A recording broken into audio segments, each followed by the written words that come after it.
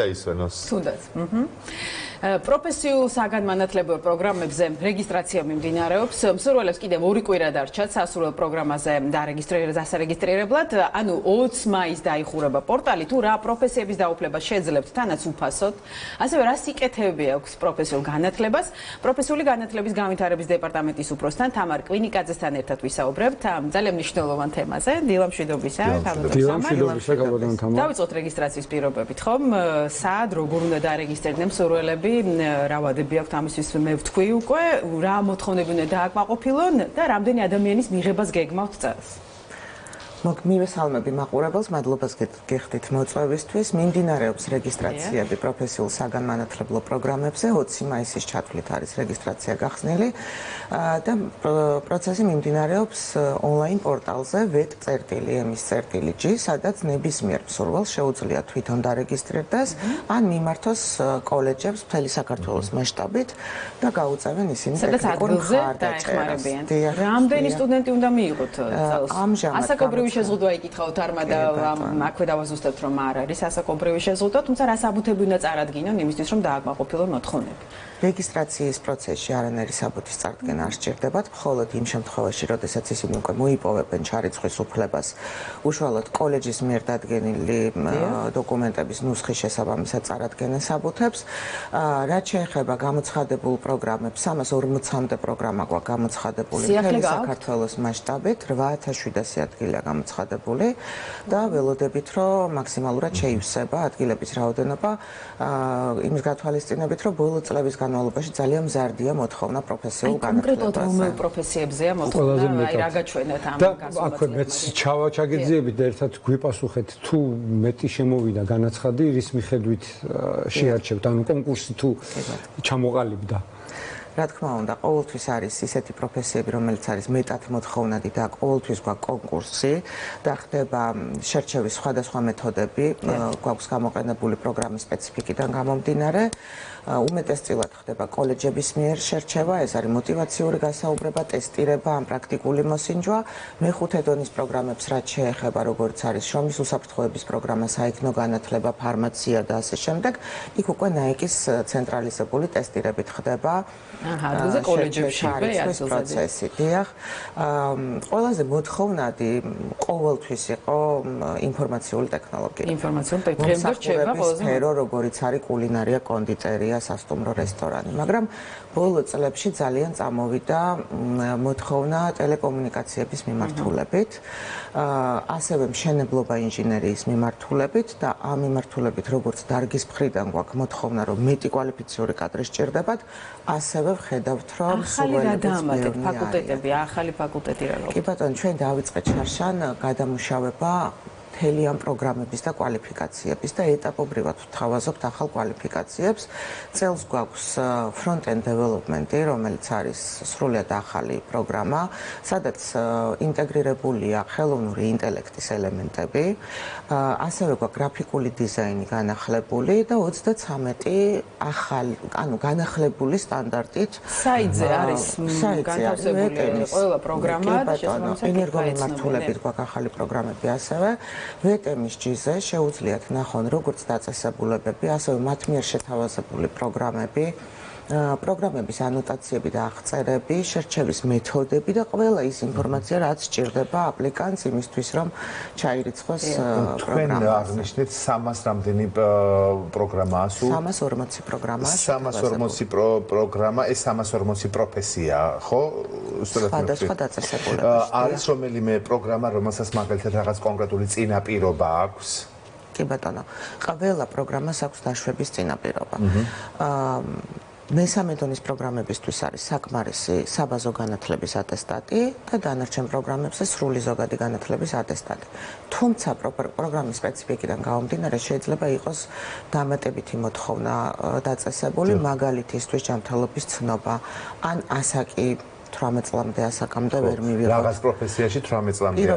მაგალითად ფარმაციის მიმართულებით თუ მივდივართ, რაღაც განათლება სრული ზოგადი განათლება საკმარისია. ანუ არის პროფესიები ასაკობრივი ზედაზღვარი შეზღუდვა პროფესიულ განათლებაში არ არის. ნებისმიერი ასაკის მსურველს შეუძლია ჩაირიცხოს და ისწავლოს სახელმწიფოს სრული დაფინანსება. ანუ მე შემიძლია რომ ჩემი ბავშვობის ოცნება ავიხთინო და მე მანქანე გავხდე და მატარებელი ვატარო? რა თქმა უნდა.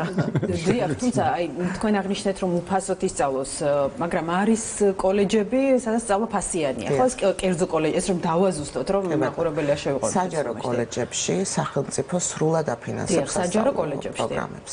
კერძო კოლეჯებში ფინანსდება სამინისტროს მიერ დადგენილი პრიორიტეტული პროგრამების შესაბამისად, თუმცა კერძო კოლეჯს აქვს უფლება, რომ დამატებითი გადასახადი დაუწესოს. თუმცა ძირითადად ნაწილი მაინც ფინანსდება სახელმწიფოს მიერ. თავადონთამა ჯარიდან გათავისუფლება ძალიან დაუწუნებული ვარ, რომ აინტერესებს ჩვენს მაყურებელს, თუ ხდება სავალდებულო სამხედრო სამსახურიდან გათავისუფლება სწავლის პერიოდში. დიახ. ერთჯერადად აი ახლა მე მიმართავ მე-12 კლასელებს, რომლებიც ამთავრებენ სკოლას, მათ შეუძლიათ რომ მოვიდნენ, ჩააბარონ პროგრამაზე და პროგრამის სწავლის დასრულებამდე მათ გადავადებული ექნებათ სამხედრო სავალდებულო სამსახური. ეს ხანგრძლივობასაც გააჩნია 3 თვე იქნება 6 თვე თუ რა 6 თვიანი სადიპლომო პროგრამები ჩვენ არ გვაქვს ეს გახლავთ უფრო მომზადება გადამზადების პროგრამები რამდენწლიანია ვრცელდება 1 წლიდან 3 წლამდეა პროფესიულ პროგრამებზე სწავლება ძირითადად 1-2 წელი დიახ აი ჩვენ ვისაუბრეთ ზოგადი განათლების დიპლომი ანუ რა შემთხვევაში ჭირდებათ სრული განათლება და დიახ აი წინაპირობებზე რომ დავაზუსტოთ აქვე აქვთ შანსი ხო მოსწავლეებს რომ მიიღონ შემდეგ უკვე დიპლომი უკვე სრული განათლების აძლევს კოლეჯები ამის საშუალებას ანუ ვის აქვს რომელ პროფესიებს თუ არის ასე განსაზღვრული არა ყველა პროფესიაზე გაიცემა პროფესიული დიპლომი მეოთხე დონის პროგრამებს რაც შეეხება ჩვენ გვაქვს ინტეგრირებული სრული ზოგადი განათლების კომპონენტი, რაც გულისხმობს, რომ საბაზო განათლებიდან, როდესაც გამოდის მოსწავლე სკოლიდან და აბარებს პროფესიულ პროგრამაზე, საბაზო განათლებაზე 9 კლასს უკვე მე-10 კლასამდე არის საბაზო განათლებამდე. ის მე-11, მე-12 კლასში ისწავლის როგორც დარგობრივ მოდულებს, ასევე სრული ზოგადი განათლების კომპონენტს და საბოლოო ჯამში გაიცემა როგორც დიპლომი, ასევე სკოლის ატესტატი. და შემდეგ შესაძლებლობას აძლევს უმაღლესი განათლების საფეხურზე გააგრძელოს სწავლა, დასაქმდეს და უკვე ერთი პროფესია. ერთი ამას ვისაუბრეთ, რომ მე-10 კლასიდან ვინც პროფესიულში გადადის, პარალელურად იმ საგნებსაც სწავლობს, რაც სკოლაში უნდა გაევლო და შესაბამისად უმაღლესი განათლების. უბრალოდ ერთი რამე დავაკონკრეტოთ, როდის რა ეტაპზე ეცნობებათ წინაპირობების შესახებ? აი განაცხადის გაკეთებიდან რა პერიოდში რეგისტრაციის პორტალზე, როდესაც რეგისტრირდებიან და ირჩევენ პროგრამას, პროგრამაში მითითებულია ყველა ფერი რაც ეხება პროგრამის დაშვების წინაპირობას, ჩარიცხვის სპეციფიკას, პროგრამის შინაარსს, დასაქმების შესაძლებლობებს.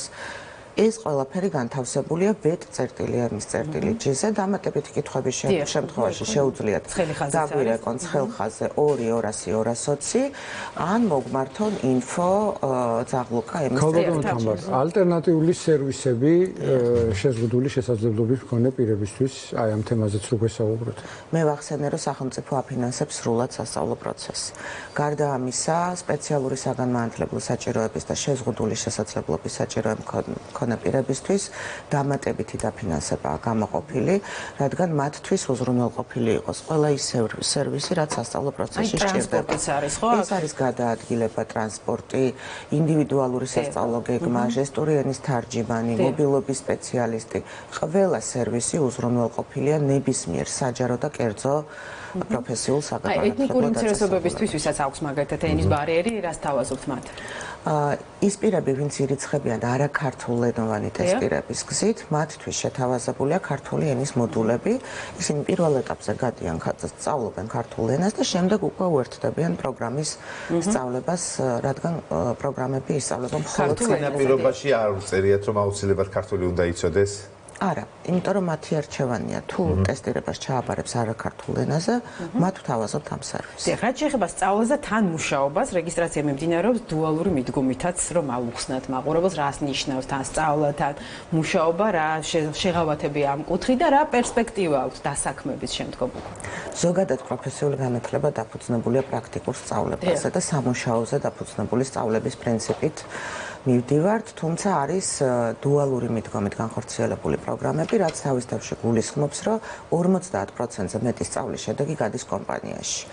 უფრო მეტი თეორიული ნაწილი სწავლება კოლეჯში და პრაქტიკული ნაწილი პროფესიებზეა ძირითადად ნებისმიერ პროფესიაზე შეიძლება იყოს დუალური პროგრამა განხორციელებული და ან რომ არ დაიბნეს ბოდიში გაწყვეტინებთ მაყურებელი, ცალკე არის დუალურ პროგრამებზე რეგისტრაცია და ცალკე პროფესიული მიმართულების როგორ არის? მითითებულია მიდგომა, როგორია პროგრამა, კოოპერაციული დუალური.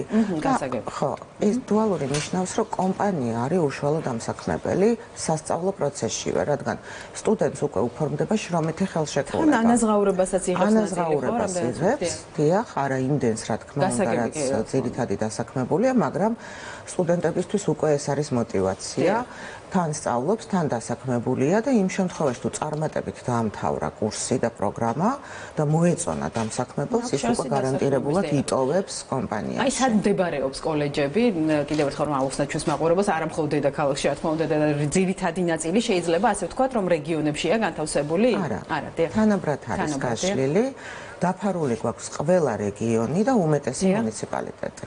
ძალიან კარგი, უღრმესი მადლობა. კიდევ ერთხელ შევახსენოთ ჩვენს მაყურებელს პორტალის მისამართი VET-MSG-ზე, თქვენ შეძლებთ რეგისტრაციას, ასევე გაეცნობით ჩამონათვალს პროგრამების ყველა დეტალს იქვე და ცხელი ხაზის ნომერი არის 200-220 თბილისის ნომერია. კითხვების შემთხვევაში შეგიძლიათ დარეკოთ. თამარ კვინიკაძე იყო ჩვენთან ერთად. მადლობა.